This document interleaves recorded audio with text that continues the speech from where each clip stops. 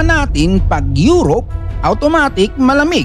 Sosyal, may coat, may kape sa gilid-gilid, tapos may background music na parang mayaman ka, kahit ang totoo, naka-credit card ka lang. Pero ngayon, abay hindi muna Europe ang tawag dyan. Eros.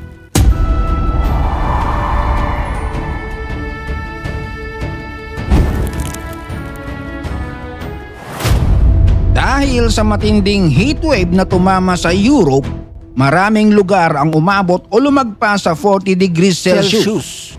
Ang dating pang-postcard na mga city, ngayon parang malaking oven na may historical building.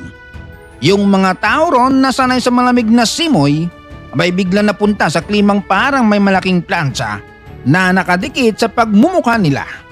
At ang pinakabrutal, hindi lang katawan ng tao ang na-pressure, pati electric fan at aircon bigla naging parang concert ticket ng sikat na artista. Ubos agad. Pila rito, agawan doon. May nagmamadaling bumili, may nagse-search online, at may mga tao na biglang na-realize na hindi pala sapat ang bintana kapag ang hangin sa labas ay parang hininga ng high blood na demonyo. Dati ang tanong sa Europe, anong magandang coat? Ngayon, ang tanong, may natira pa bang electric fan? Kahit mukhang helicopter blade, pag-aagawan. Sa Britain, sobrang taas ng demand sa electric fan. May retailer na nagsasabing halos 3,000% ang itinaas ng bentahan ng fan kumpara sa nakaraang weekend. Sa aircon naman, umakyat din ng daang-daang porsyento ang sales. Ibig sabihin, ang electric fan doon, ngayon hindi na appliance, investment na. Parang crypto pero umiikot, parang gold pero may hangin. At dito mo makikita ang malaking problema.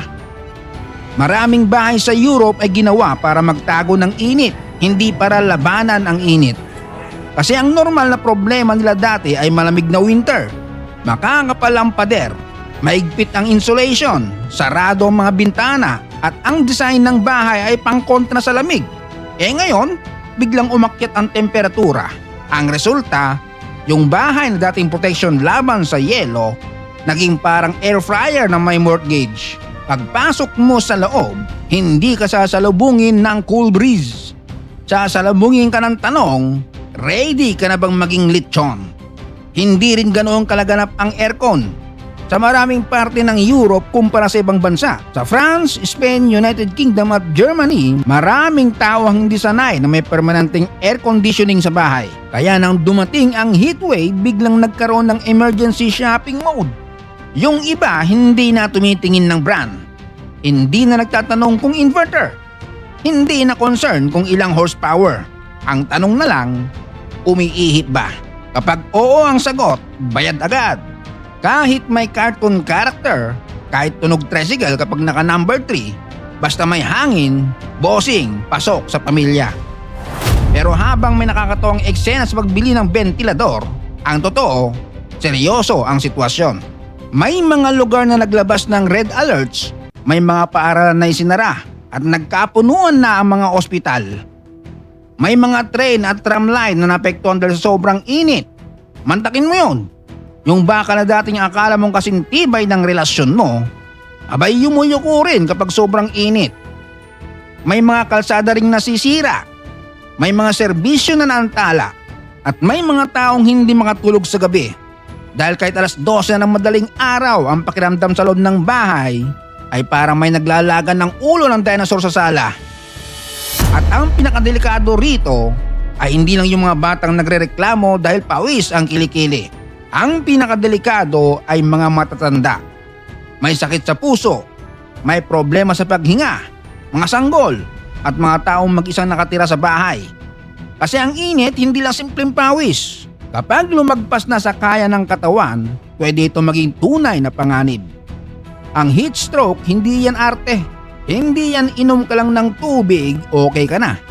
Kapag sobrang taas ng body temperature, pwedeng malito ang tao, mahimatay, mawalan ng malay at pwedeng ikamatay kung hindi agad maagapan.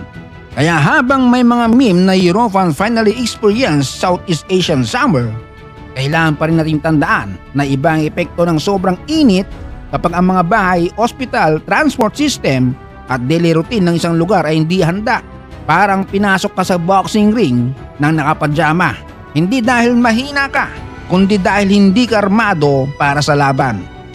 Ang tawag sa pattern na nagpapalala sa init ay parang heat dome o malaking takip ng mainit na hangin na naiipit sa isang lugar. Parang mahiganting kawali na ibinaba sa Europe, tapos lahat ng nasa ilalim ay pinapasingaw. Hindi agad makaalis ang init, hindi agad pumapasok ang malamig na hangin. Kaya naman tuloy-tuloy ang araw ng matinding init. At kapag gabi na, mainit pa rin. Doon nagiging mas brutal.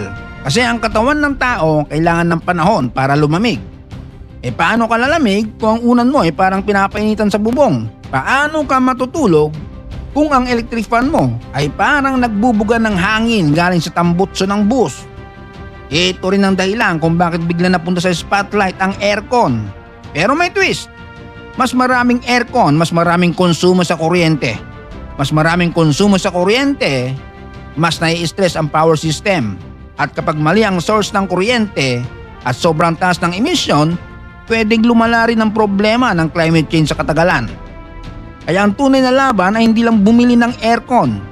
Kailangan din ng mas maayos na city planning. Mas maraming puno, mas malamig na public spaces, mas handang ospital, mas matitibay na bahay, at mas malinis na energy system. Dahil ngayon ang heatwave ay hindi na lang balita na pang summer. Ito na ang klase ng init na pwede magsara ng school, magpabagal ng tren, magpahirap sa trabaho, magpuno ng ospital, at magpabili sa mga tao ng electric fan na parang last piece ng chicken sa handaan. Ang Europe ay literal na niluluto ng araw at habang ang mga tao ay naguunahan sa aircon at electric fan, malinaw ang mensahe. Hindi ito ordinaryong tag-init, ito ay warning. Warning na ang panahon ay nagbabago. Warning na ang mga lungsod ay kailangan mag-adjust. At warning na kapag nakita mong may natirang electric fan sa mall sa panahon ng matinding init, huwag mo nang pag-isipan ng matagal, sunggaban mo na. Dahil baka mamaya, ikaw ang susunod na nakapila.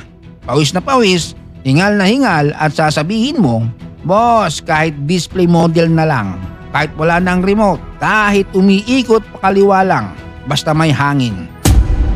Sa panahon ngayon, hindi lang ugali ang kailangang palamigin, pati planeta mga bossing. Like, share, follow at mag-subscribe para sa mas maangas, mas brutal at mas totoong kwento mula sa mundo. Shout out at happy birthday kay Rax Torcato from Kingdom of Saudi Arabia, Johans Bacapac from Valenzuela City, Jason Lakilan from Calawag, Quezon, Kina Ami at Pongkana Cataraha from Guadalupe, Cebu City, Mike Muñez ng Scotland, Pindos Family ng Pasig, Julius Samelo, Reginaldo Opeña ng Mercedes Camarines Norte, Ryan Makadangdang from Simano Norte, Janelle Pien Pestas, kina Uncle Tim at Rapsan of Sarangani, at kay Diana Lobia from Abu Dhabi. Maraming salamat sa panonood. Hanggang sa muli.